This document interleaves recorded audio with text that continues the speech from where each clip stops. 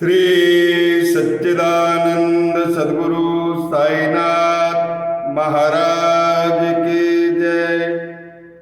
हे साईनाथ के बेटा बेटियों, हम पिछली कथा में द्वारका माई में थे और द्वारका माई में ही नहीं, द्वारका माई का जो दिल है, जो 3 सीढ़ी पार करते हैं, जहाँ धूनी जल रही है और जहाँ बाबा अपने बाएं हाथ को कठौते पर रखकर दक्षिण मुखी बैठे हैं, जहाँ पर हेमांडपद सामने बैठे हैं और दाहिने तरफ बाबा के सामा बैठे हैं जो अनन्य भक्त हैं, माधवराव देशपांडे। बाबा का माधव कहते हैं उन्हें प्यार से, और बाबा उन्हें सामा भी कहते हैं, और हम सब बैठे हैं और इस कथा का पान किए हैं। जो पिछली कथा है उसमें हमने निष्ठा और धैर्य को समझा, श्रद्धा और सबूरी के मंत्र को जाना। जब हेमांडपद आरती का शंखनाद, आरती जब समाप्त हुई तो जयकारा लग रहा था और जयकारा के बाद भालदार द्वारा ललकारी लगाई जा रही थी। उसी समय बाबा का हाथ जो है, जो बाबा को मिश्री का प्रसाद मिला था, वो प्रसाद बाबा किसको देते हैं? हेमांडपद को देते हैं। मैंने पिछली वीडियो में बड़ा वीडियो हो जाएगा करके कथा लंबी हो जाएगी, इसीलिए कथा वहीं समाप्त कर दिया था। मिश्री का थोड़ा सा रहस्य बताया था, अब मैं उसका विस्तार से रहस्य आपके चरणों तक प्रेषित कर रहा हूँ, आपके कानों तक पहुँचा रहा हूँ, आप उसे हृदय में उतारिए। बाबा मिश्री उनको देते और कहते हैं कि ये जो मिश्री है यह तुम्हारे जीवन को मीठा कर देगी। मैं आपको ये बताना चाहता हूँ, धैर्य और निष्ठा का सब्जेक्ट चल रहा है और बाबा ने ये प्रवचन नहीं किया है, बाबा ने सामा के यहाँ भेजा था। सामा को से 15 रुपये मंगाया था तो 15 नमस्कार मिल गए। माने ब्रह्म ज्ञान की जो 15 शर्तें हमने बताई थी, पंच प्राण, 5 इंद्री, मन, बुद्धि, अहंकार, और उसके अलावा विस्तृत रूप से 10 शर्तें बाबा ने बताए थे। ये 15 चीज़ें नमस्कार के रूप में उनसे प्राप्त हुई और वो प्रसन्न हो गए। दूसरा ये था कि उनसे वार्तालाप करना था, तो वार्तालाप में धैर्य और निष्ठा की बात निकली थी और राधाबाई देशमुख की कथा निकली थी, जो कान में मंत्र चाहती थी बाबा से, आमरण अनशन करने वाली थी। उसकी कथा बाबा ने, वो माधवराव देशपांडे ने किसको सुनाए? हेमांडपद को, जो हमारे साईं चरित्र के लेखक बाद में लिखी गई साईं चरित्र, ये सब नोट्स बन रहे हैं, स्मरण पत्र इकट्ठे हो रहे हैं। 2007-10 से लेकर 18 तक उन्होंने सब स्मरण पत्र लिखे और बाबा ने जो जो बताया है वो सब साईं चरित्र में लिखा गया है बाद में। और ये जो साईं चरित्र है, ट्रस्ट की जो मिलती है, अन्य किताबों पे भरोसा मत रखिए। बाबा ने कहा है कि अपने मन का प्रतिपादन मुझे बिल्कुल पसंद नहीं है। साईं ट्रस्ट की किताब में जो वर्णित है वो प्रमाणित है और सत्य है। तो मिश्री की बात चल रही थी, तो मिश्री से मतलब यह है कि बाबा उसे आशीर्वाद के रूप में बोलते हैं कि तुम्हारा ये मिश्री ले लो और तुम्हारा जीवन भी इसी मिश्री की तरह मीठा हो जाएगा और दीर्घकाल तक मीठा रहना चाहिए, और ये मिठास तुम्हारे और हमारे बीच में रहना चाहिए। तभी बाबा का हाथ उस मिश्री तरफ गया था, उस हेमांडपद की ओर गया था। तो मिठास मतलब मैंने आपको बताया था कि बाबा ने 2 चीज की दक्षिणा दी थी। एक दी थी निष्ठा की और दूसरी दी थी धैर्य की। निष्ठा का मतलब है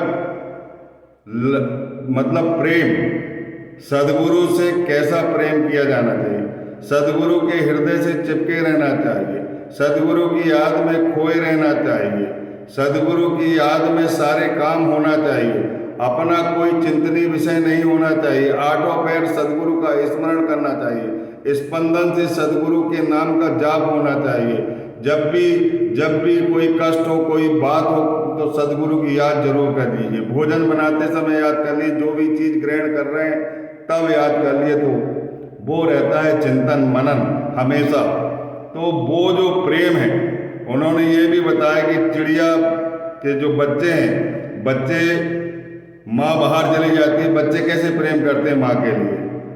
वो हमारी माँ है, द्वारका माई मस्जिद है वो, और बाबा ने उसे माँ का रूप दिया है। और उन्होंने ये भी बोला है कि ये चिंता हरने वाली माता है।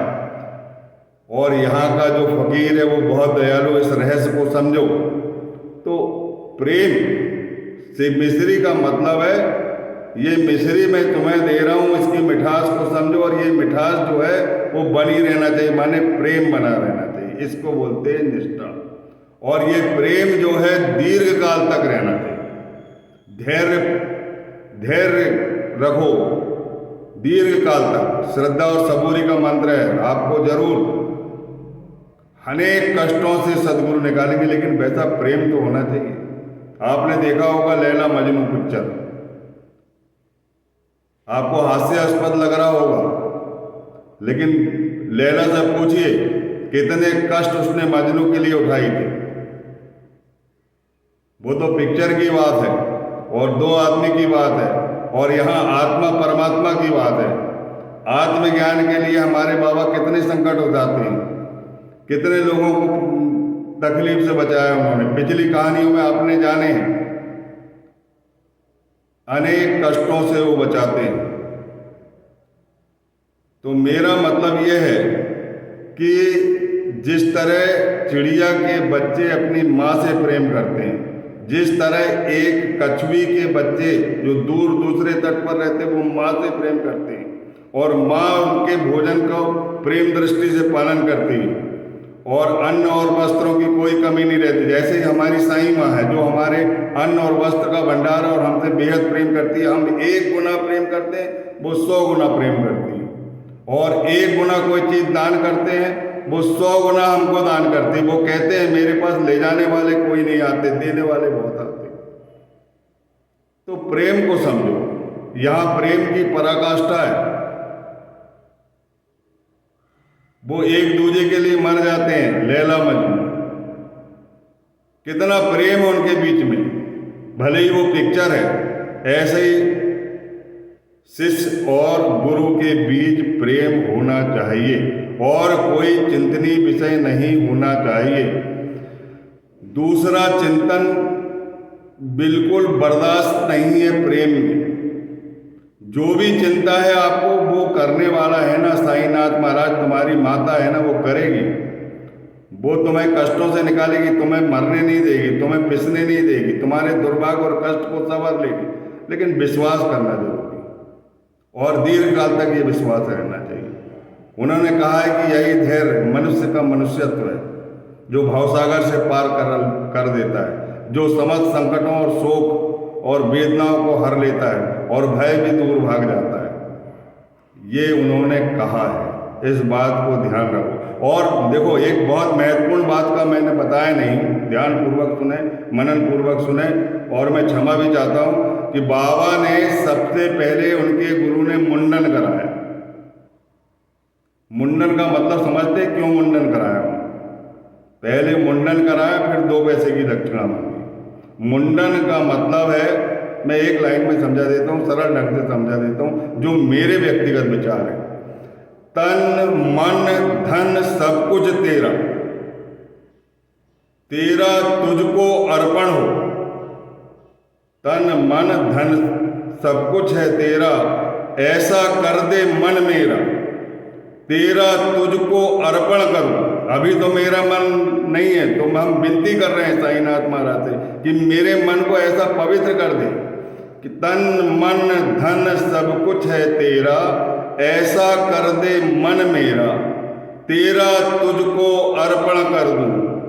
कुछ न रहे मेरा, प्रभु तू ही रहे मेरा, हे साईं माता तू ही रहे मेरी। इसको मुंडन कहते हैं। समस्त चीजों को त्याग दो, दूसरे शब्दों में कहूँ, पंच प्राण, पांच इंद्री, मन, बुद्धि, अहंकार और 10 शर्तें, ये 15 चीज भी सब उन्हीं के हवाले कर दो, हमें कुछ नहीं रखना है। सब तुम्हारा है, सब तेरा, मेरा कुछ नहीं है। मैं तुम्हारे चरणों का दास हूं बस। मैं तुम्हारी चरण रज का सहस्त्रांश अपने माथे पे लगाऊंगा और बस उतना ही मेरा जीवन है। मुझे पता हो गया आप मेरे पालन करता हैं, रचयिता भी हैं और लय करता भी है। मेरा जन्म आपसे हुआ है और आपके ही चरणों में मेरे प्राण जाना चाहिए। बस इसके ऐसा विश्वास करिए। विश्वास तो बढ़ाइए, आपको सब कुछ मिलेगा ना, बहुत अच्छी चीज मिलेगी, आत्मज्ञान मिलेगा, ईश्वर से अभिन्नता हो जाएगी, अखंड चैतन्य घन से अभिन्नता हो जाएगी। आप स्वयं, भगवान साईनाथ महाराज ने कहा है कि व्यर्थ में उपदेश न लो। भगवान साईनाथ ने कहा है कि व्यर्थ में उपदेश लेने का विचार त्याग दो, मुझे ही अपने विचारों और कर्मों का ध्येय बना लो। निसंदेह तुम्हें परमार्थ की प्राप्ति होगी। मेरी ओर अनन्य भाव से देखो, वैसे ही मैं तुम्हारी ओर अनन्य भाव से देखूंगा। गुरु करता है और कारण भी है। गुरु पर विश्वास रखो, और जो गुरु पर विश्वास रखता है वो हरि, हर और ब्रह्म का अवतार हो जाता है। अब मैं हरि और हर और ब्रह्म के बारे में बताता हूं। जो मिश्री है वो हरि है, जो जल है वो हर है। जल और मिश्री दोनों घुल गए, एक हो गए, और एक घोल बन गए, एक विलयन बन गया, एक सॉल्यूशन बन गया, वो ब्रह्म है। जगह तीनों चीज एक हो जाती है। इसलिए बाबा ने मिश्री दी थी कि हरि, हर और ब्रह्म बनो, सब कुछ त्याग दो, मैं और तू का भेदभाव समाप्त कर दो, और जब तक ये समाप्त नहीं होगा गुरु चरणों की प्राप्ति नहीं होगी। भेद की दीवार समाप्त कर दो। बोलिए सच्चिदानंद सद्गुरु साईनाथ महाराज की जय। अगली कथा में हम बताएंगे बर्ताव के संबंध में। मेरा आपसे अनुरोध है कि 16, 17, 17, 18, 19, 16, 17 और 18, 19 जो अध्याय, इनको 11 बार पढ़िए। मैंने अनेकों बार पढ़ा हूँ, अनेकों बार चिंता किया हूँ, लेकिन जल्दी मेरे को प्रेरणा नहीं आ रही थी। बाबा के प्रति प्रेम ही नहीं था, विश्वास ही नहीं था, तो कहाँ से कुछ मिलेगा। लेकिन अब उनकी कृपा हो रही है, उनके चरणों की रज का सहस्त्रांश मुझे मिल रहा है। वही सहस्त्रांश मैं एक क्षण भी अपने पास नहीं रखना चाहता, आप लोगों के पास पहुंचाना चाहता हूं। और आप सदगुरु को समझें। ये गुरु पूर्णिमा पखवाड़ा चल रहा है, गुरु को सब कुछ अर्पित कर दो, लेकिन आत्मज्ञानी होना चाहिए, जिसके पास पंच प्राण, पांच इंद्री, मन, बुद्धि, अहंकार, जो तलवार की धार पर चलकर ईश्वर को प्राप्त करता है। और जिनके पास मैंने जो 10 शर्तें बताई है, वो 10 शर्तें जिनके पास विजय प्राप्त कर लेते हैं इन 10 शर्तों के ऊपर, वही आत्मज्ञानी गुरु है। उसके अलावा कोई गुरु नहीं है। वो भवसागर पार नहीं लगा सकता। गुरु तो अनेक हो जाते हैं, लेकिन सदगुरु एक ही होता है जो भवसागर से पार लगाता है। वही हरि है, वही हर है, वही ब्रह्म है, वही त्रिमूर्ति का अवतार है, और वही दत्तात्रेय है। बोलिए सच्चिदानंद सद्गुरु साईनाथ महाराज की जय। विशेष अनुरोध, सब कुछ दे दो बाबा को, बिल्कुल जैसी कथनी वैसी कृति कर दो। विश्वास करो, तुमसे कुछ नहीं लेने वाले, वो देने वाले, लेकिन अपने प्राण न्यौछावर कर दो उनके चरणों पे। बोलो साईनाथ महाराज